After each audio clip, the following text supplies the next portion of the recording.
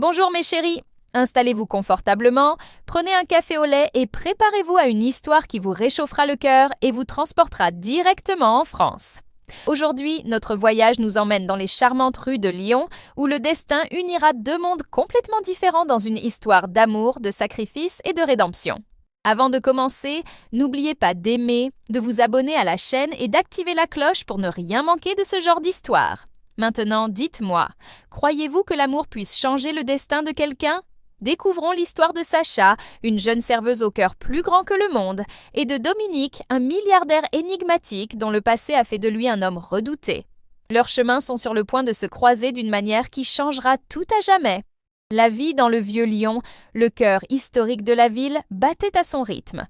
Pour Sacha, chaque journée commençait avant le lever du soleil, avec l'odeur du pain frais qui montait de la boulangerie du coin et le doux murmure de la Saône qui coulait à quelques mètres. Elle travaillait au panier fleuri, un petit bouchon qui appartenait à sa famille depuis 3 générations. C'était plus qu'un restaurant. C'était sa maison, le lieu où chaque table et chaque chaise racontaient l'histoire de sa grand-mère, Geneviève. C'était pour elle, sa grand-mère, que Sacha se battait. Geneviève, avec ses yeux et ses mains bienveillantes qui préparaient autrefois le meilleur bœuf bourguignon de la région, nécessitait désormais des soins coûteux que le modeste loyer du restaurant couvrait à peine. Sacha servait en salle avec un sourire radieux, mais intérieurement, elle portait le poids de dettes croissantes et la peur de perdre tout ce qu'elle aimait le plus. Qui n'a jamais ressenti le poids d'un choix apparemment impossible? Elle rêvait d'agrandir le restaurant, d'honorer l'héritage de sa grand-mère, mais la réalité était une lutte quotidienne pour la survie. Chaque centime économisé était une petite victoire contre la montagne de factures médicales. Le cauchemar de Sacha prit un nom, Bordeaux Group. Un géant de l'immobilier connu pour acheter des blocs entiers du vieux Lyon pour y construire des hôtels de luxe et des complexes modernes, effaçant l'âme des lieux qu'il visitait. Et au sommet de cet empire de béton et de verre se dressait Dominique Bordeaux. Un nom murmuré avec un mélange de peur et d'admiration dans les milieux d'affaires de toute la France. C'était un fantôme rarement vu en public, dont la fortune était aussi immense que son cœur était soi-disant froid. Pour lui, Lyon n'était pas son foyer, c'était un échiquier, et le quartier de Sacha n'était qu'un pion de plus à sacrifier pour sa prochaine grande aventure. La vie arriva par une fraîche matinée d'automne. Une élégante enveloppe, frappée du blason du groupe Bordeaux, apportait la nouvelle que Sacha redoutait le plus. Une offre d'achat généreuse, mais qui ressemblait à un ultimatum. Un refus signifierait une bataille juridique que les petits commerçants ne pourraient jamais gagner. Le désespoir se répandit dans les rues comme un brouillard froid. Beaucoup, déjà las de se battre, songèrent à accepter l'offre et à repartir de zéro ailleurs. Mais pas Sacha. Elle regarda sa grand-mère qui somnolait sereinement dans un fauteuil près de la fenêtre, le soleil de l'après-midi illuminant ses cheveux blancs, et ressentit une force qu'elle ignorait posséder. Ce bouchon, c'était la vie de Geneviève, c'était le souvenir de ses parents, décédés dans un tragique accident des années auparavant. C'était tout ce qui lui restait. « On va se battre !» dit-elle à ses voisins, réunis dans son restaurant, avec une détermination qui surprit tout le monde, elle y compris. Avez-vous déjà dû vous battre pour ce que vous aimiez envers et contre tout? Dites-nous dans les commentaires de quelle ville vous regardez. Si vous avez aimé cette histoire, n'oubliez pas de vous abonner à la chaîne pour plus de contenu comme celui-ci. Le destin, toujours avec ses ruses et ses ironies, décida que la première rencontre entre le chasseur et sa proie n'aurait pas lieu dans une salle de conférence stérile, mais sur le territoire de Sacha. Un après-midi pluvieux, une voiture noire rutilante, aussi déplacée dans ces rues pavées qu'un diamant dans un sac de pommes de terre, s'arrêta devant le panier fleuri. Un homme de grande taille en sortit, vêtu d'un impeccable costume gris foncé qui semblait repousser les gouttes de pluie. C'était Dominique Bordeaux. Il n'était pas là pour négocier, il était là pour observer ce qu'il s'apprêtait à détruire, pour évaluer le terrain pour sa prochaine conquête. Ses yeux gris orageux balayaient la façade du restaurant avec une froideur calculatrice, comme s'il était déjà en train de démolir mentalement les murs de pierre et l'enseigne en bois peinte à la main. Sacha, qui séchait des verres derrière le comptoir, sentit un frisson lui parcourir l'échine. Elle savait qui il était. Tout le monde le savait. Le cœur battant à tout rompre, elle retira son tablier, prit une grande inspiration et sortit, s'arrêtant sous le petit auvent. « Alors, n'est-ce pas? Puis-je vous aider ?» demanda-t-elle d'une voix étonnamment ferme. Dominique la fixa, un instant surpris par son approche directe. Il s'attendait à de la peur, de l'obséquiosité. Il ne s'attendait pas à une provocation. Je vérifie juste mon futur investissement, répondit-il d'une voix grave et dénuée d'émotion. Ce n'est pas un investissement, rétorqua Sacha, le menton levé. C'est la maison de quelqu'un. C'est l'histoire d'une famille. Et elle n'est pas à vendre. L'espace d'un instant, une lueur brilla dans le regard de Dominique. Ce n'était pas de la pitié, peut-être de la curiosité, ou peut-être une admiration réticente. Il voyait en elle non pas une serveuse effrayée, mais une lionne protégeant son lionceau. Il ne dit rien de plus. Il hocha la tête à peine perceptiblement, se retourna, monta dans sa voiture et démarra, laissant derrière lui l'odeur de la pluie et une promesse silencieuse de bataille. Sacha, tremblante mais résolue, remonta à l'intérieur. La guerre était déclarée. Et elle avait l'impression de ne plus se battre pour un simple restaurant, mais pour quelque chose de bien plus grand. Le vieux lion se consacrait à la construction d'hôtels de luxe et de complexes modernes, effaçant l'âme des lieux qu'il traversait. Et au sommet de cet empire de béton et de verre se dressait Dominique Bordeaux. Un nom murmuré avec un mélange de peur et d'admiration dans les milieux d'affaires de toute la France. C'était un fantôme, rarement vu en public, dont la fortune était aussi vaste que son cœur était, soi-disant, froid. Pour lui, Lyon n'était pas son foyer, c'était un échiquier, et le quartier de Sacha n'était qu'un pion de plus à sacrifier pour sa prochaine grande aventure. La vie arriva par une froide matinée d'automne. Une élégante enveloppe, frappée du blason du groupe Bordeaux, apportait la nouvelle que Sacha redoutait le plus. Une offre d'achat généreuse, mais teintée d'ultimatum. Un refus signifierait une bataille juridique que les petits commerçants ne pourraient jamais gagner. Le désespoir se répandit dans les rues comme un brouillard froid. Beaucoup, déjà las de se battre, songèrent à accepter l'offre et à repartir ailleurs. Mais pas Sacha. Elle regarda sa grand-mère, qui somnolait sereinement dans un fauteuil près de la fenêtre, le soleil de l'après-midi illuminant ses cheveux blancs, et ressentit une force qu'elle ignorait posséder. Ce bouchon, c'était la vie de Geneviève, c'était le souvenir de ses parents, morts dans un tragique accident des années auparavant. C'était tout ce qui lui restait. « On se battra !» dit-elle à ses voisins, réunis dans son restaurant, avec une détermination qui surprit tout le monde, y compris elle-même. Avez-vous déjà dû vous battre pour quelque chose que vous aimiez envers et contre tout? Dites-nous dans les commentaires de quelle ville vous regardez. Si vous appréciez cette histoire, n'oubliez pas de vous abonner à la chaîne pour plus de contenu comme celui-ci. Le destin, toujours avec ses tours et ses ironies, décida que la première rencontre entre le chasseur et sa proie n'aurait pas lieu dans une salle de réunion stérile, mais sur le territoire de Sacha. Un après-midi pluvieux, une voiture noire rutilante, aussi déplacée dans ces rues pavées qu'un diamant dans un sac de pommes de terre, s'arrêta devant le panier fleuri. Un homme grand apparut, vêtu d'un impeccable costume gris foncé qui semblait repousser les gouttes de pluie. C'était Dominique Bordeaux.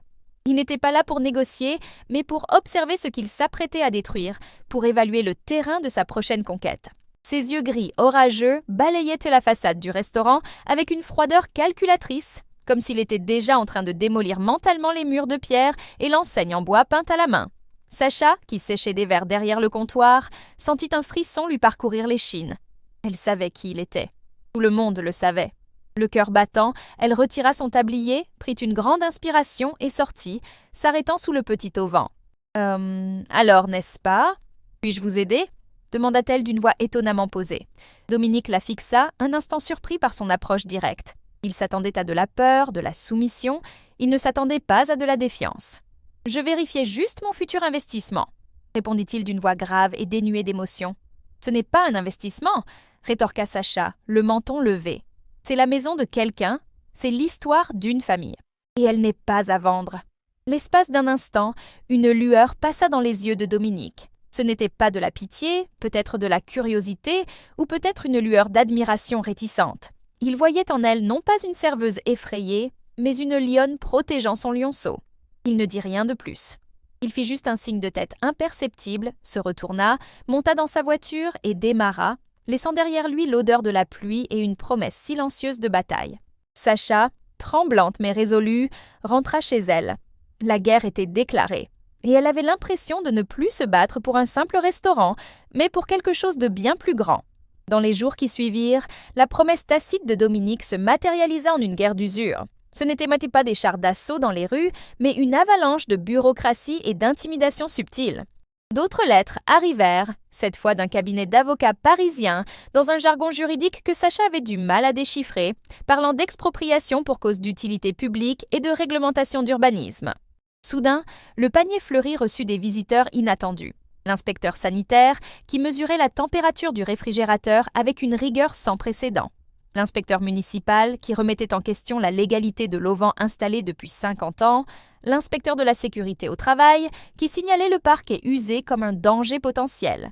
Chaque visite était une piqûre d'aiguille destinée à la saigner lentement, à épuiser ses ressources et sa volonté de se battre. Sacha se débattait. Elle passait ses nuits à se renseigner sur les lois en ligne, ses journées à courir entre le restaurant, la mairie et les soins à Geneviève. Certains voisins, effrayés par la pression, commencèrent à reculer, murmurant que le combat était vain, qu'elle ne faisait que reporter l'inévitable. Mais d'autres, inspirés par son courage, se rallièrent. Le boulanger, M. Laurent, apportait des croissants supplémentaires le matin. Madame Bordeaux, aucun lien de parenté avec le milliardaire, une ironie qui la fit rire. La propriétaire du magasin de fleurs gardait toujours un vase de lavande fraîche dans la vitrine du restaurant. Ce n'était que de petits gestes, mais pour Sacha, c'était comme un mur d'affection contre le monde froid de Dominique. Que feriez-vous à sa place? Continueriez-vous à vous battre même si tout allait mal? Au loin, dans un bureau panoramique au sommet d'un gratte-ciel de la Défense, à Paris, Dominique examinait les rapports. Son vice-président, un certain Luc, présentait le point sur le projet lyonnais. La résistance continue, menée par la serveuse du bouchon. Nos avocats pensent que nous pouvons la vaincre par épuisement d'ici quelques semaines. Les frais de justice augmentent, mais le budget est respecté. Dominique écoutait sans rien dire. L'image de cette jeune femme, debout sous la pluie, les yeux brillants de défi, lui revenait avec une fréquence irritante. Elle était une anomalie dans son monde de contrats et de chiffres, une variable qu'il n'avait pas calculée. « Je veux le dossier complet la concernant », ordonna-t-il en interrompant Luc. « Tout. Antécédents familiaux, finances, tout. » Luc haussa un sourcil, surpris. Son patron ne s'intéressait jamais aux détails personnels des obstacles. « Monsieur » demanda-t-il d'un ton hésitant. « Vous m'avez entendu », dit Dominique en tournant sa chaise face à l'immense baie vitrée, ses yeux gris fixés sur le ciel parisien, mais son esprit à des kilomètres de là, dans une petite rue pavée de lions. Pour lui, il s'agissait simplement de comprendre la faiblesse de l'ennemi. Du moins, c'est ce qu'il se disait. Pendant ce temps, le coup le plus dur pour Sacha ne vint pas d'un papier à en-tête, mais d'un appel téléphonique. Il venait du médecin de Geneviève. Les résultats des derniers examens étaient arrivés. L'état de sa grand-mère évoluait plus vite que prévu et elle aurait besoin d'un nouveau traitement, non pris en charge par l'assurance maladie et dont le coût était astronomique. Ce soir-là, après la fermeture du restaurant, Sacha était assise seule dans le noir, la lettre du médecin et la dernière notification du groupe Bordeaux côte à côte sur la table. Pour la première fois, le mur de sa détermination commença à s'effondrer. Les larmes qu'elle avait si longtemps retenues coulèrent enfin, silencieuses et amères. Elle était prête à tout sacrifier pour cet endroit, mais pouvait-elle sacrifier la santé de sa grand-mère par fierté? Ce choix qui lui avait semblé impossible était désormais cruel. La réponse à ce choix cruel ne venait pas de la raison, mais du cœur. Sacha contempla le portrait de ses parents, qui lui souriaient dans un cadre argenté usé accroché au mur. Ils avaient bâti cet endroit avec amour et sueur. Puis elle regarda la porte du petit appartement au fond, où dormait sa grand-mère. Geneviève était l'incarnation vivante de cet héritage. Abandonner n'était pas une option, mais se battre ainsi non plus. Elle avait besoin d'un miracle. Et cette nuit-là, elle pria pour en obtenir un, avec la foi d'une enfant désespérée, implorant le ciel, l'univers, quiconque l'écouterait, un signe, une issue. Ce qu'elle ignorait, c'est qu'à des centaines de kilomètres de là, à Paris, sa prière était, d'une certaine manière, entendue par celui qu'elle considérait comme son plus grand ennemi. Dominique Bordeaux lut le dossier de Sacha à la faible lumière d'une lampe design posée sur son bureau en acajou. Ce n'était pas que des chiffres et des données. C'était des fragments de vie. Le rapport détaillait l'accident de voiture qui avait emporté ses parents, comment sa grand-mère, Geneviève, l'avait élevé seule. Il y était question de sa passion pour la cuisine, héritée de sa grand-mère, et de ses modestes rêves de rénover la cuisine du restaurant. Puis il arriva à la section médicale. Le diagnostic de Geneviève, la progression de la maladie et le nom du nouveau traitement expérimental, suivi d'un nombre avec tant de zéros que même Dominique, habitué aux chiffres astronomiques, s'arrêta un instant. Ce n'était pas une dette professionnelle, c'était une peine. Il referma lentement le dossier. L'image de la jeune femme rebelle sous la pluie se superposa à celle de l'orpheline luttant pour sauver sa seule famille restante. Pour la première fois depuis des années, une affaire devint personnelle. Quelque chose en lui, une part qu'il croyait morte depuis longtemps avec sa propre tragédie familiale, remua. Il n'éprouvait aucune pitié. Il ressentait quelque chose de plus complexe, une sorte de respect et un sentiment lancinant de reconnaissance. Il décrocha le téléphone. « Luc, annule mes rendez-vous de demain et prépare la voiture. Je pars à Lyon. » Le lendemain, le panier fleuri était plus calme que d'habitude. La nouvelle de la détérioration de l'état de santé de Geneviève s'était répandue et une atmosphère de tristesse planait sur le petit restaurant. Sacha servait le déjeuner avec un sourire qui n'atteignait pas ses yeux. Chaque client qui entrait lui rappelait ce qu'elle allait perdre. Elle était épuisée, physiquement et émotionnellement. L'échéance des avocats de Bordeaux approchait et le miracle qu'elle avait espéré ne s'était pas encore produit. Alors que la nuit tombait et que le dernier client partait, elle commença à débarrasser les tables, ce geste répétitif la distrayant faiblement de la tempête qui faisait rage dans son esprit. C'est alors que la sonnette retentit. Elle se retourna, prête à annoncer la fermeture, mais les mots moururent dans sa gorge. Dominique Bordeaux se tenait sur le seuil. Mais il avait changé, son costume avait disparu, vêtu d'un pantalon sombre et d'un pull en cachemire gris. Il ressemblait moins à un magnate des affaires qu'à un homme. Son regard orageux croisa le sien, et cette fois, il n'y avait aucune froideur. Il y avait quelque chose qu'elle ne parvenait pas à déchiffrer. « Désolée, nous sommes fermés », parvint-elle à dire d'une voix un peu tremblante. « Je sais », répondit-il d'une voix plus douce que dans ses souvenirs. « Je ne suis pas venu en tant qu'investisseur. Je suis venu en tant que client. J'ai entendu dire que le bœuf bourguignon d'ici est le meilleur de Lyon. Ce serait dommage que je n'ai pas eu l'occasion d'y goûter avant. » Sa voix s'éteignit. Que pouvait-il bien vouloir ? Avez-vous déjà dû affronter votre plus gros problème de front de manière totalement inattendue? Si cette histoire vous touche, pensez à vous abonner pour ne rien manquer. Sacha hésita. Chaque fibre d'elle-même lui hurlait de le renvoyer. Mais quelque chose dans sa posture, une vulnérabilité presque imperceptible, la fit s'arrêter. De plus, la cuisinière en elle se sentit offensée et interpellée par cette insinuation. Le meilleur bœuf bourguignon de Lyon. C'était la recette de sa grand-mère. C'était son héritage. Avec une résolution soudaine, elle désigna une table dans un coin. « Asseyez-vous, la cuisine est encore chaude. » Sans un mot, Dominique s'assit. Sacha entra dans la cuisine et commença à préparer le plat avec une concentration acharnée. C'était plus que de la nourriture. C'était un acte de défi, de fierté. Elle y mit tout son cœur, toute son histoire. Lorsqu'elle le servit, le silence régnait dans le restaurant. Dominique prit sa fourchette, coupa un morceau de viande qui se défaisait au toucher et le porta à sa bouche. Il ferma les yeux un instant. La saveur était riche, profonde, complexe. C'était le goût des générations, du temps, de l'amour. C'était le goût du pays. Il mangea en silence, et Sacha le regarda, les bras croisés derrière le comptoir. Lorsqu'il eut terminé, elle s'essuya la bouche avec sa serviette en lin. « Ma mère préparait ce genre de choses, » dit-il d'une voix basse, presque un murmure, avant de mourir. Ce fut la première brèche qu'il ouvrit dans l'armure impénétrable qui l'entourait. Et pour Sacha, ce fut le début de la prise de conscience que le monstre qu'elle imaginait n'était peut-être, au fond, qu'un homme. Un homme avec ses propres cicatrices. La révélation flottait entre eux, fragile et inattendue comme une fleur de cerisier sous la neige.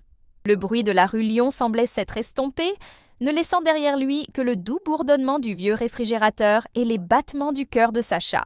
Elle regarda Dominique et, pour la première fois, elle vit non pas le prédateur d'entreprise, mais un homme hanté par une perte qu'elle connaissait trop bien. Le deuil est un langage universel et à cet instant, il le parlait couramment. « Je suis tellement désolée », dit-elle d'une voix douce, dénuée de son hostilité passée. « J'ai perdu mes parents quand j'étais enfant. Ce restaurant, c'est leur souvenir. C'est tout ce qu'il me reste d'eux et de ma grand-mère. » Elle ignorait pourquoi elle partageait cela avec lui, son ennemi.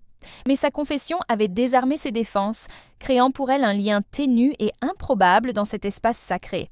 Dominique semblait mal à l'aise face à son empathie, comme s'il ne savait pas comment la recevoir. Il détourna le regard vers la fenêtre sombre où la pluie recommençait à tomber. « Le passé ne paie pas les factures du présent, mademoiselle Girard. » La froideur était revenue dans sa voix, mais c'était une fine couche de glace sur des eaux profondes et tumultueuses. Il se ressaisit, le milliardaire reprenant le contrôle. « Je ne suis pas venu ici juste pour dîner. J'ai lu votre dossier. » Sacha se raidit, l'excitation du moment se dissipant instantanément. « Vous avez enquêté sur moi ?» L'accusation dans sa voix était acerbe. « J'enquête sur tous mes obstacles, » corrigea-t-il sèchement. « Je suis au courant de l'état de votre grand-mère, je connais le nom du traitement. Et j'en connais le coût. » Chaque mot était un coup dur. Il ne cherchait pas seulement à acheter son restaurant, il avait envahi sa vie, disséqué sa douleur et l'avait chiffré dans un rapport. La colère revint avec acharnement. Alors, vous êtes venu ici pour me dire à quel point ma situation est désespérée? Pour me rappeler que j'ai perdu? Non, dit-il, ses yeux gris la fixant avec une intensité qui la fit reculer d'un pas. Je suis venu te faire une proposition. Pas pour mon cabinet, pour moi. Il marqua une pause comme s'il pesait le poids de ses mots. Je paierai tout. Le traitement complet de Geneviève, les meilleurs médecins, tout ce qu'il faudra. Chaque centime. Sacha resta bouche bée, son cerveau essayant d'assimiler l'offre. C'était le miracle qu'elle avait prié, offert par le diable. La méfiance lui laissait un goût amer. « Et que veux-tu en échange » cracha-t-elle d'une voix chargée de sarcasme. « Le restaurant? Mon âme ?» Dominique pencha la tête, un sourire mélancolique à peine perceptible effleurant ses lèvres. « Quelque chose de bien plus compliqué, je veux une année de ta vie. » La confusion de Sacha était totale. « Quoi? Je veux que tu viennes à Paris, » poursuivit-il d'une voix ferme et résolue. « Tu seras mon chef personnel. Tu cuisineras pour moi dans mon appartement. Pendant 1 an. En échange, la santé de ta grand-mère sera garantie et à la fin du contrat, le panier fleuri sera à toi, libre de toute dette et de toute menace du groupe Bordeaux. » C'était une proposition insensée, absurde. Quitter Lyon, quitter sa grand-mère, même pour la sauver, travailler pour lui, l'homme qui avait tenté de détruire tout ce qu'elle aimait, c'était une cage dorée, une condamnation. Mais c'était aussi la seule réponse à ses prières. Un choix entre sa fierté et la vie de sa grand-mère. Que feriez-vous si vous receviez une telle proposition? Si vous appréciez cette histoire, n'oubliez pas de vous abonner à la chaîne pour plus de contenu comme celui-ci. Sacha regarda le petit restaurant autour d'elle, les tables en bois usées, le portrait de ses parents, la porte qui menait à la chambre de sa grand-mère. Puis elle regarda Dominique Bordeaux, l'homme qui lui avait offert le salut et la captivité d'un seul coup. Le silence s'éternisa, lourd du poids d'une décision qui allait tout changer, à jamais. « J'accepte », dit Sacha, le mot résonnant étrangement à ses propres oreilles, un écho à la fois de reddition et de défi. Dominique ne manifesta aucune surprise, juste un hochement de tête, comme si l'issue n'avait jamais fait de doute. Mais Sacha n'avait pas terminé. « À mes conditions. » Pour la première fois, elle vit une véritable étincelle de surprise dans ses yeux. Elle prit une grande inspiration, son courage venant de l'amour désespéré qu'elle éprouvait pour sa grand-mère. Premièrement, le contrat sera rédigé par un avocat de mon choix et il sera à vos frais. Deuxièmement, ma grand-mère restera à Lyon. Elle sera soignée dans la meilleure clinique d'ici, près de ses amis et de chez elle. Elle ne sera pas déracinée. Troisièmement, je pourrai lui rendre visite 1 fois par mois, sans exception. Et quatrièmement, et surtout, le panier fleuri ne sera pas vendu. Il sera temporairement fermé. L'acte de propriété, toute dette réglée, sera transféré à mon nom avant que je ne pose le pied à Paris. Elle le fixa, le cœur battant la chamade, s'attendant à un rire, à un départ. Au lieu de cela, après un long moment de silence, un coin de sa bouche s'inclina en un sourire ni froid ni moqueur. C'était plutôt de l'admiration. « D'accord », dit-il en lui tendant la main. « Marché conclu, mademoiselle Girard. » Sacha lui serra la main. Le contact était ferme et chaleureux, et elle avait l'impression de signer un pacte avec le roi d'un royaume obscur. Les jours suivants furent un tourbillon d'activités douloureuses. Le plus dur fut d'annoncer la nouvelle à Geneviève. Sacha ometta l'ultimatum, l'échange. Elle le présenta comme une occasion unique. Un chef parisien renommé l'avait découverte et lui avait offert un apprentissage d'1 an. C'était un mensonge au goût de cendre, mais un mensonge nécessaire pour protéger le cœur de sa grand-mère. Geneviève, avec la sagesse que seules les années apportent, regarda sa petite fille au fond des yeux. « Tu es sûre, ma chérie? Paris est grand et on peut se sentir seul. »« J'en suis sûre, grand-mère, et avec l'argent, on peut payer le nouveau traitement. » C'était la seule part de vérité qu'elle lui offrit. Geneviève sourit, un sourire faible mais plein d'amour. « Alors vas-y. Mais vas-y pour toi, Sacha, pas seulement pour cette vieille dame. » Quelle a été la décision la plus difficile que vous ayez jamais eu à prendre pour quelqu'un que vous aimez? Fermer les portes du panier fleuri était comme fermer un cercueil. Chaque chaise qu'elle tournait à table, chaque casserole qu'elle nettoyait et rangeait était un adieu. Elle laissa les clés à Monsieur Laurent, le boulanger, lui demandant de prendre soin des lieux comme si c'était le sien. Le matin de son départ, une seule valise à la main, elle jeta un dernier regard à la façade de pierre, à l'enseigne en bois sculptée par son père. C'était la fin d'un chapitre, la fin de sa vie telle qu'elle la connaissait. Le trajet en train jusqu'à Paris se fit en silence. Sacha regardait défiler les paysages bourguignons par la fenêtre, les collines verdoyantes et les villages pittoresques cédant peu à peu la place à l'étalement urbain de la capitale. Une voiture l'attendait à la gare de Lyon, différente de celle qu'elle avait vue dans sa rue, mais tout aussi luxueuse et anonyme. Le chauffeur, silencieux, se faufilait dans la circulation parisienne, passant devant des monuments que Sacha n'avait vus que sur des cartes postales. La beauté de la ville était saisissante, mais froide, impersonnelle. Ce n'était pas chez elle. La voiture s'arrêta enfin devant un imposant immeuble moderne du 8e arrondissement, surplombant le parc Monceau. Un portier ouvrit la porte et la conduisit à un ascenseur privé qui monta dans un silence étourdissant.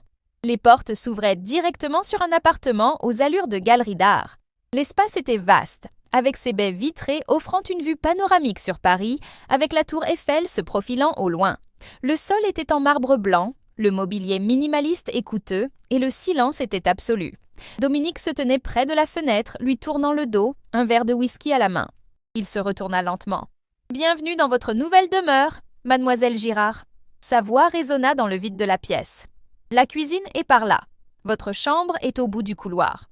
Nous commençons demain à 19h. » Il ne proposa pas de visite, ne s'enquit pas du voyage. L'affaire était conclue. L'affaire avait commencé. Sacha marcha, d'un pas incertain sur le sol ciré, jusqu'à la porte qu'il lui indiqua. C'était une cuisine professionnelle ultra-moderne, tout en inox, impeccable et froide. Le rêve de tout chef. Pour Sacha, c'était la plus belle et la plus solitaire des prisons. La réalité de son sacrifice la frappa avec force et elle se sentit comme la femme la plus seule du monde. Les premiers jours à Paris furent une leçon de silence et de solitude. La routine de Dominique était rigoureusement définie. Il partait avant l'aube et revenait longtemps après le crépuscule. Leur communication se faisait principalement par des mots laissés sur le plan de travail en marbre de la cuisine. Des notes courtes et impersonnelles, détaillant ses préférences pour les repas du lendemain. Saumon grillé, asperges vapeur, sans sauce, ou soupe de légumes, sans pommes de terre, faible teneur en sel. C'étaient les ordres d'un homme qui semblait manger par obligation, non par plaisir. Pour Sacha, habitué à la joyeuse cacophonie du panier fleuri, au rire des clients et aux conversations avec les voisins, le silence de l'appartement était assourdissant. Chaque couteau de chef parfaitement équilibré, chaque marmite en cuivre rutilant semblait se moquer d'elle. Elle avait la cuisine de ses rêves, mais personne pour qui cuisiner. Elle cuisinait pour un fantôme. Au début, elle suivit les instructions à la lettre, préparant des plats techniquement parfaits mais sans âme. Des repas qui nourrissaient le corps, mais pas le cœur. C'était la nourriture d'un contrat. Mais au bout d'une semaine, quelque chose en elle se révolta. Lors d'un appel téléphonique à sa grand-mère, où Geneviève semblait plus forte et lui parlait avec enthousiasme de la gentille infirmière qui lui avait rendu visite, Sacha ressentit une impulsion. Elle n'était pas là pour être une machine, elle était cuisinière. Elle était la petite fille de Geneviève Girard. Ce soir-là, lorsque le mot demandait un simple filet de poulet au brocoli, elle décida de désobéir. Pas ouvertement, mais à sa manière. Elle prépara le poulet, mais le cuisina lentement avec des fines herbes de Provence, dont le parfum emplissait l'appartement stérile d'un parfum de campagne et de soleil. Elle prépara le brocoli, mais le fit revenir légèrement avec une pointe d'ail et des amandes effilées. C'était simple, mais c'était le sien.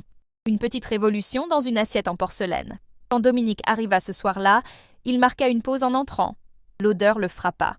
Ce n'était pas l'odeur neutre de la propreté, mais celle de la vraie nourriture, de la maison. Il ne dit rien. Il s'assit à sa table minimaliste, seul comme toujours, et mangea. Sacha l'observait depuis la porte de la cuisine, le cœur serré. Il mangeait lentement, chaque bouchée réfléchie. Une fois terminé, il ne laissa pas l'assiette à la femme de ménage, comme d'habitude. Il la porta lui-même jusqu'à la cuisine, où Sacha essuyait le plan de travail. Il déposa l'assiette vide dans l'évier. Leurs regards se croisèrent un bref instant sur l'acier inoxydable luisant. « Merci », dit-il. Un seul mot. Mais venant de lui, cela sonnait comme un poème. C'était la première fois qu'il disait merci. Avez-vous déjà dû vous adapter à un environnement froid et totalement nouveau? Comment avez-vous trouvé le moyen de laisser votre empreinte? Si vous appréciez cette histoire, n'oubliez pas de vous abonner à la chaîne pour plus de contenu comme celui-ci. Ce merci était une petite fissure dans le mur de glace qui les séparait. À partir de ce jour, Sacha commença à cuisiner avec son cœur. Elle respectait ses restrictions, mais imprégnait chaque plat de la tradition et de l'amour qu'elle avait appris de sa grand-mère. Une soupe de légumes se transformait en un velouté onctueux, arrosé d'un filet d'huile de truffe. Du poisson grillé était servi sur un lit de ratatouille, rappelant le sud de la France.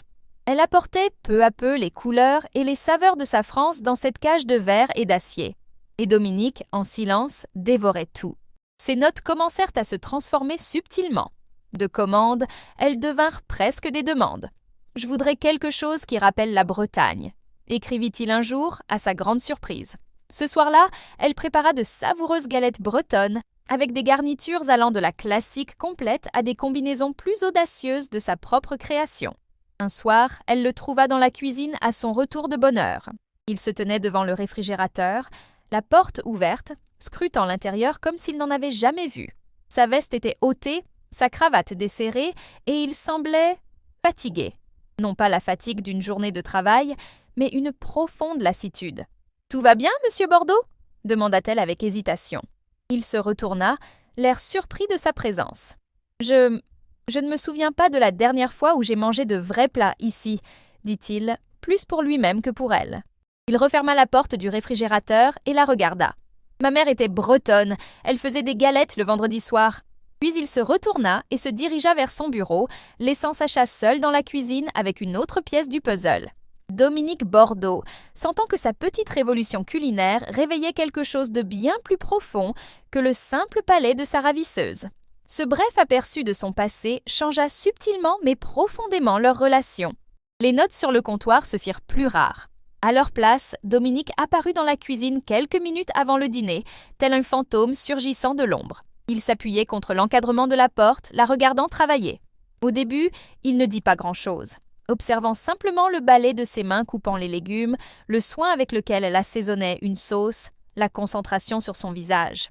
Pour Sacha, sa présence était troublante, mais aussi intrigante. Elle sentit son regard posé sur elle, non pas avec la froideur d'un chef, mais avec la curiosité d'un érudit. Un jour, il rompit le silence habituel. « Où as-tu appris à faire ça ?» demanda-t-il d'une voix grave, tandis qu'elle préparait le coq au vin, un riche arôme de vin rouge et d'herbe emplissant l'air. Sacha hésita, surprise par la question directe. « De ma grand-mère » répondit-elle sans se retourner. Elle a dit que le secret ne résidait pas dans la recette, mais dans le timing. On ne peut pas précipiter la nourriture, tout comme on ne peut pas précipiter la vie. Elle le sentait méditer. « Ma mère disait quelque chose de similaire » murmura-t-il, si bas qu'elle faillit le manquer. Puis il disparut, laissant l'écho de sa confession flotter dans l'air parfumé. Ces échanges informels devinrent la norme. Il lui posait des questions sur Lyon, sur le panier fleuri, sur les plats qu'elle préparait. Et elle répondait en racontant son enfance, son grand-père pêchant dans la Saône, les fêtes de quartier. Sans s'en rendre compte, elle lui dressait le portrait de sa vie, une vie pleine de chaleur, de communauté et d'amour, tout ce qui semblait manquer dans ce luxueux appartement vide. Le grand changement eut lieu un mardi pluvieux. Dominique rentra plus tôt que d'habitude, apportant avec elle l'odeur d'ozone et l'effervescence parisienne. Il la trouva dans la cuisine, en train d'expérimenter une recette de soufflé au fromage. « Mademoiselle Girard » commença-t-il, et son ton formel la fit Jeannette. « J'ai besoin d'un service. Votre expertise. » Elle se retourna, s'essuyant les mains sur son tablier. « Oui, monsieur. Dans 2 semaines, j'organise un dîner ici, pour 12 personnes. Des personnalités. J'ai besoin que vous créiez et interprétiez le menu complet. 5 plats. Je m'occupe de la carte des vins. Vous avez carte blanche pour le budget. » Sacha avait des papillons au ventre. Cuisiner pour lui était une chose. Cuisiner pour ses associés, pour le genre de personnes qui considèrent probablement votre petit bouchon comme un bien immobilier à démolir, en était une autre. Que ressentiriez-vous si vous deviez mettre tout votre talent au service de ceux qui représentent tout ce que vous combattez? Quel genre de dîner est-ce demanda-t-elle d'une voix soigneusement neutre. « C'est un dîner d'affaires ?»« En partie, » dit-il évasivement. « Le plus important, c'est que la nourriture soit impeccable, inoubliable. C'est une démonstration de puissance et de bon goût. » Le mot « puissance » l'irritait. Pour elle, la nourriture était synonyme de convivialité, de souvenir, pas de pouvoir. Mais elle ravala sa réplique acerbe. C'était son boulot, cela faisait partie du contrat. « J'aurais besoin d'une liste d'invités. Pour comprendre les préférences, les restrictions alimentaires. »« Bien sûr, » dit-il, l'air soulagé par sa coopération. « Je l'enverrai demain. On pourrait discuter de vos idées de menu vendredi soir ?» C'était la première fois qu'il proposait une réunion délibérée pour travailler ensemble sur un projet. C'était un pas monumental loin des notes et des conversations fugaces à la porte de la cuisine. « Oui, monsieur. »« Vendredi soir, » acquiesça-t-elle, et tandis qu'il s'éloignait, elle réalisa que, pour la première fois depuis des semaines, elle ressentait une pointe d'excitation. C'était un défi, c'était l'occasion de lui montrer, à lui et à son monde, de quoi la petite fille de Geneviève Girard était capable. Si vous appréciez cette histoire, n'oubliez pas de vous abonner à la chaîne pour plus de contenu comme celui-ci. Vendredi, elle l'attendait dans la salle à manger. Elle avait dressé la table non pas pour un repas, mais pour une réunion de travail, avec ses livres de recettes, ses stylos et quelques idées esquissées. Lorsque Dominique arriva, il portait une bouteille de vin et de verre, un geste qui la surprit. « Je pense que ça peut stimuler la créativité », dit-il avec une pointe d'ironie en leur servant à tous deux un chablis bien frais. Ils s'assirent de chaque côté de la longue table en verre, la ville de Paris scintillant sous eux. Sacha présenta ses idées, expliquant la philosophie de chaque plat, comment les saveurs des différentes régions de France pouvaient raconter une histoire tout au long du repas. Il l'écouta attentivement, posant des questions intelligentes, la questionnant sur certains points, la convainquant sur d'autres. La conversation s'écoula avec une fluidité inattendue. Ils n'étaient plus le milliardaire et la serveuse, mais deux professionnels collaborant sur un projet. Au bout de près d'une heure, ils avaient finalisé un menu à la fois sophistiqué et émouvant, reflet parfait de la fusion de leurs deux univers. Une fois la conversation d'affaires terminée, un silence confortable s'installa. Ce fut Sacha qui le rompit. « Pourquoi ce dîner est-il si important pour vous » demanda-t-elle doucement. Il fixa son verre de vin un long moment avant de répondre. « Ce n'est pas pour le groupe Bordeaux » dit-il, croisant enfin son regard de l'autre côté de la table. « C'est une collecte de fonds, pour une fondation que je préside. » Sacha attendit, sachant qu'il y avait plus. Cela finance la recherche et les soins palliatifs pour les patients atteints de la même maladie qui a emporté ma mère. La révélation la frappa comme une vague. Ce dîner n'était pas une démonstration de pouvoir, c'était un hommage. C'était la façon dont cet homme froid et brisé combattait les ténèbres qui le hantaient.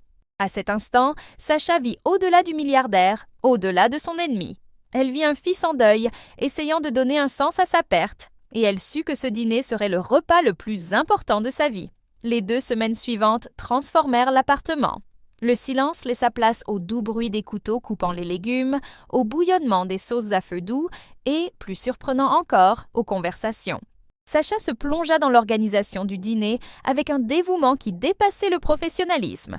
Il ne s'agissait plus de remplir un contrat, il s'agissait d'honorer la mémoire d'une mère qu'elle n'avait jamais connue, d'un homme qu'elle commençait à comprendre.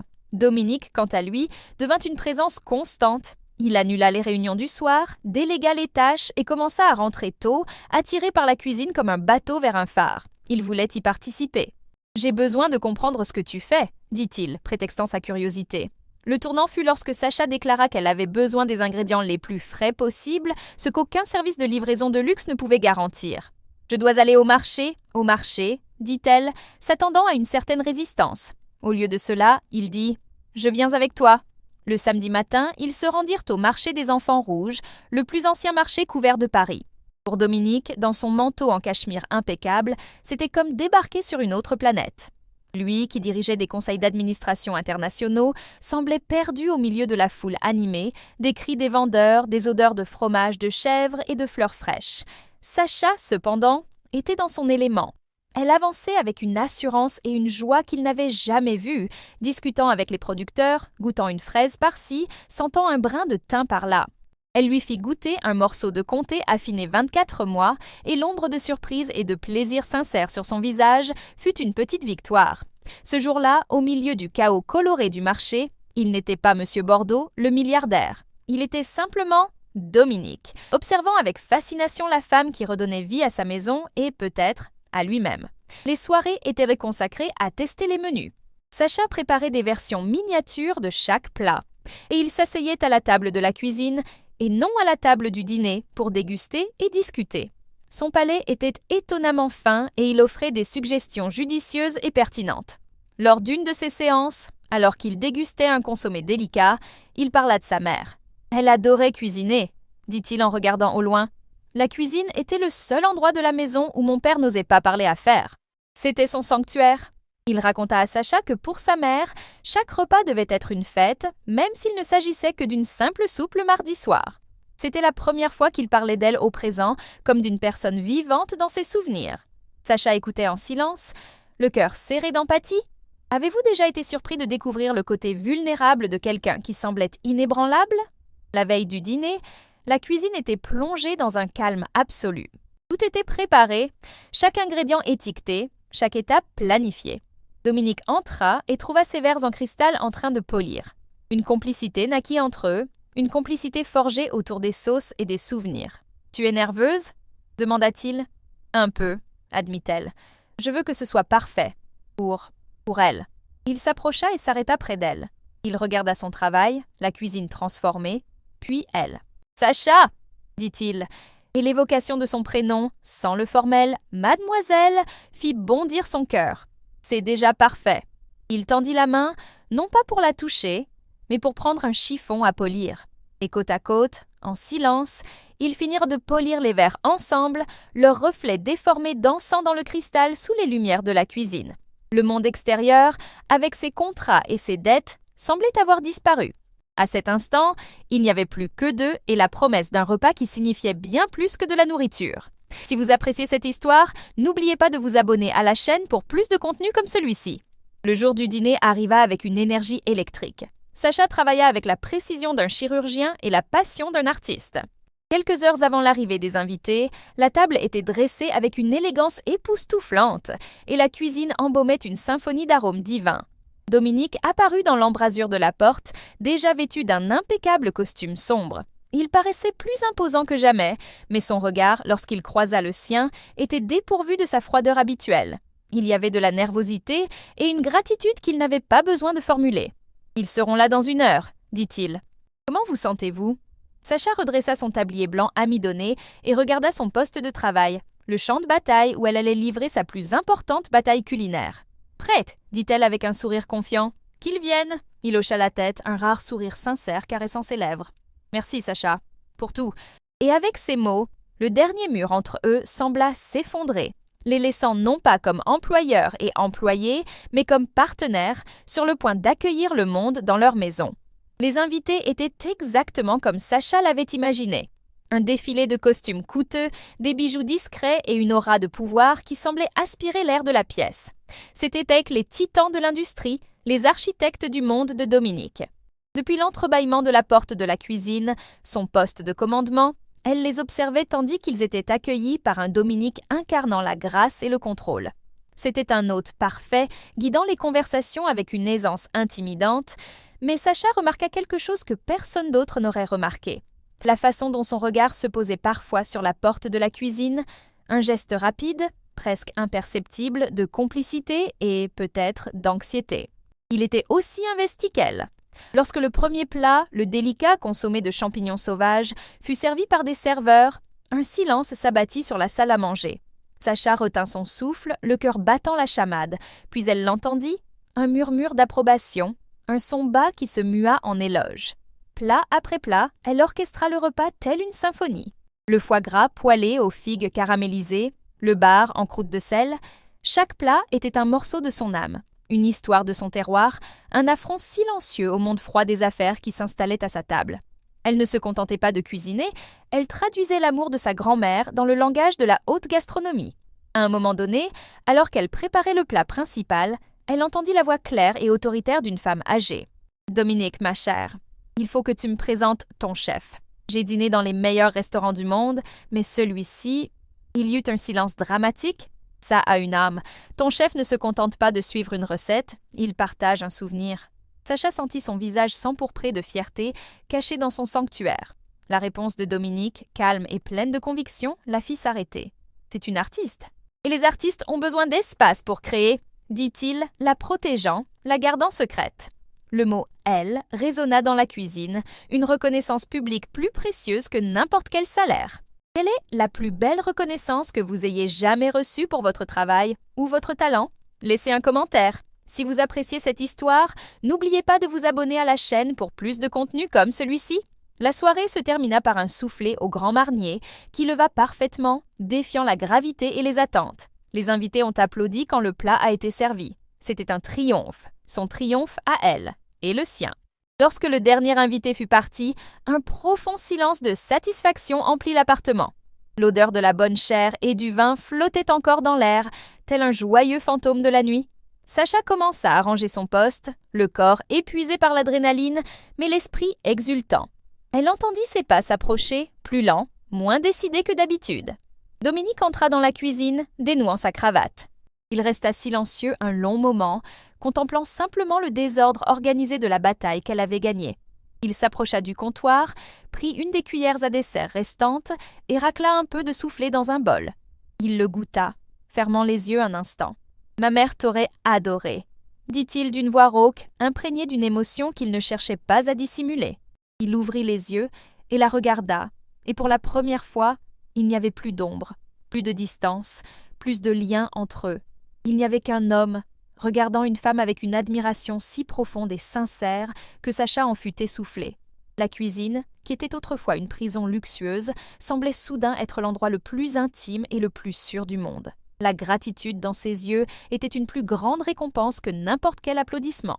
À cet instant, Sacha comprit qu'elle n'avait pas seulement cuisiné pour un groupe d'inconnus. Elle avait préparé une offrande de paix à la mémoire d'une femme et, ce faisant, avait touché l'âme de son fils. « Elle m'a tout appris », murmura Sacha, la voix brisée. Le restaurant, c'était son rêve. L'évocation du restaurant resta suspendue entre eux, la dure réalité de leur situation s'insinuant à nouveau dans cette bulle d'intimité. La raison première de sa présence. La dette, la menace du groupe Bordeaux. Le visage de Dominique se ferma un instant, le souvenir de son rôle dans cette histoire le frappa. Il recula d'un pas, la distance revenant, mais sous une forme différente. Ce n'était pas de la froideur, c'était de la honte. « Tu es épuisé ?» dit-il, changeant de sujet d'une voix plus douce qu'elle ne l'avait jamais entendue. « Laisse tomber, l'équipe de nettoyage s'occupera de tout demain matin. Va te reposer. » C'était un ordre, mais formulé comme une requête. Sacha hocha simplement la tête, sentant le poids des dernières semaines peser sur elle. Quittant la cuisine, elle s'arrêta à la porte et regarda derrière elle. Il était toujours là, debout au milieu de son sanctuaire, tel un étranger dans sa propre demeure, un roi dans un royaume qu'il ne savait pas gouverner. Et pour la première fois, elle ressentit une vague de compassion pour cet homme solitaire et puissant. Les jours qui suivirent le dîner furent étranges et silencieux, mais c'était un silence nouveau, chargé de non-dits. Les formalités disparurent complètement. Il l'appelait Sacha, et elle, avec hésitation, commença à l'appeler Dominique. Il cessa de laisser des mots et se mit à venir pour le petit déjeuner. Ils s'installèrent à la table de la cuisine, lisant le journal ou buvant simplement un café dans un silence complice. Leur routine changea. Il commença à lui demander ce qu'elle voulait pour le dîner, au lieu de simplement attendre que les plats arrivent. Un soir, il la trouva en train de lire un vieux livre de cuisine aux pages jaunies et tachées. « Le livre de ta grand-mère » demanda-t-il. Elle acquiesça. Il s'assit à côté d'elle et lui demanda de lui parler de Geneviève. Et Sacha prit la parole. Elle parla pendant des heures du rire de sa grand-mère, de la façon dont elle volait des fraises au marché enfant, de son rêve d'obtenir un jour une étoile Michelin. Dominique l'écouta avec une intensité désarmante, absorbant chaque détail de la vie que son entreprise menaçait de détruire. Il voyait l'enjeu non pas en termes de surface et de profit, mais en termes d'amour et d'héritage. Pardonneriez-vous à quelqu'un qui, même sans le savoir, était la cause de votre plus grand problème? Leur bulle de paix éclata un jeudi après-midi. Sacha était au téléphone avec son cousin qui gérait le restaurant en son absence. Sa voix était tendue, pleine de panique. « Ils nous ont donné un dernier préavis, Sacha.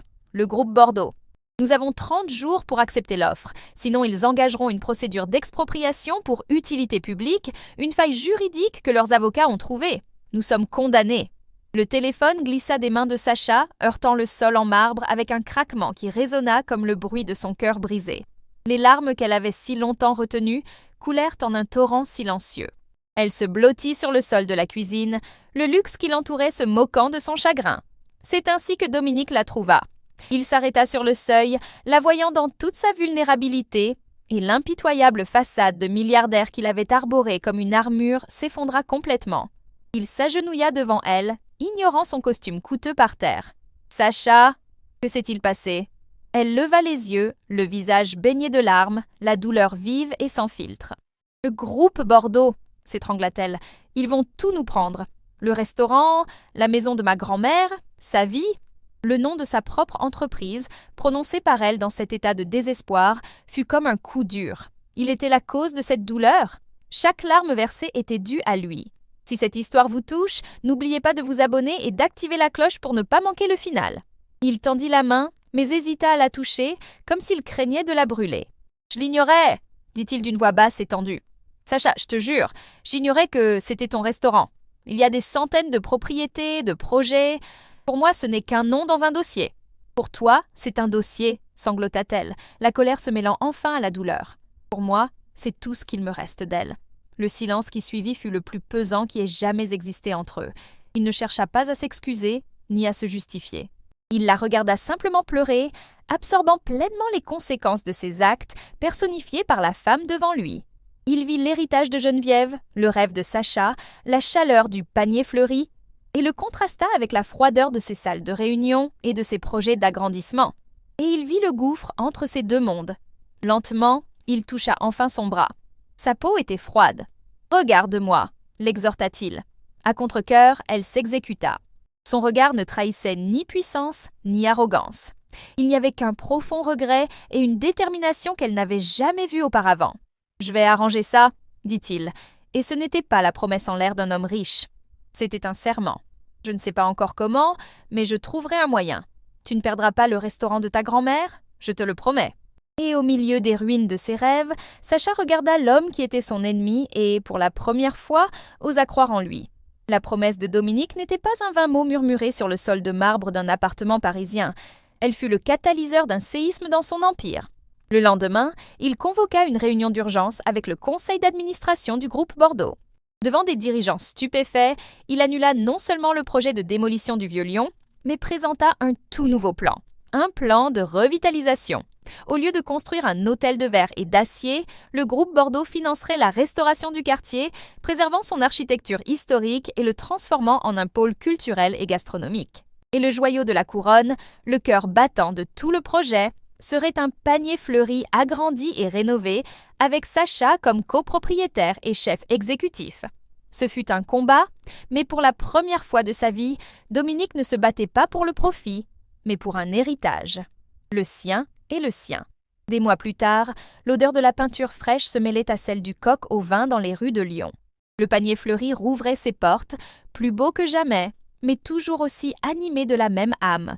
Geneviève, dont la santé avait été stabilisée grâce aux meilleurs soins que l'on puisse se procurer, était assise à une table près de la fenêtre, regardant sa petite fille diriger la cuisine avec une assurance radieuse. Dominique était là, non pas en costume, mais les manches de chemise retroussées, apprenant à polir les mêmes verres en cristal qui les unissaient autrefois. Il avait troqué les salles de réunion parisiennes contre l'effervescence chaleureuse d'un bouchon lyonnais. Ce soir-là, après le départ du dernier client, ils étaient seuls dans la cuisine silencieuse. « Ma mère serait fière de toi », dit-il d'une voix douce. Sacha se tourna vers lui, s'essuyant les mains sur son tablier. « Elle serait fière de toi aussi », répondit-elle, et dans ses yeux, il lut non seulement l'amour, mais aussi le pardon et un avenir commun. Il se pencha et, pour la première fois, leur baiser ne fut ni volé ni hésitant, mais une promesse, scellée entre le parfum du thym et la promesse d'un nouveau jour. Ainsi, la serveuse luttant pour sauver le passé de sa grand-mère et le milliardaire fuyant le sien ont trouvé l'un en l'autre la rédemption qu'ils ignoraient chercher. Leur histoire nous apprend que l'amour le plus puissant n'est pas celui qui résiste aux tempêtes, mais celui qui trouve le courage de danser sous la pluie et de reconstruire quelque chose de plus fort sur les ruines. Quel aspect du parcours de Sacha et Dominique vous a le plus touché? Sa détermination ou sa rédemption? Laissez votre réponse dans les commentaires. Que diriez-vous d'une anecdote sur un artiste mystérieux de Montmartre pour notre prochaine vidéo? Nous sommes impatients de connaître vos idées. Si cette histoire vous a touché, n'oubliez pas de l'aimer, de la partager avec quelqu'un qui a besoin de croire au pouvoir du destin et surtout de vous abonner à la chaîne et d'activer la cloche pour ne rien manquer de notre prochain voyage en France. Merci beaucoup et à bientôt!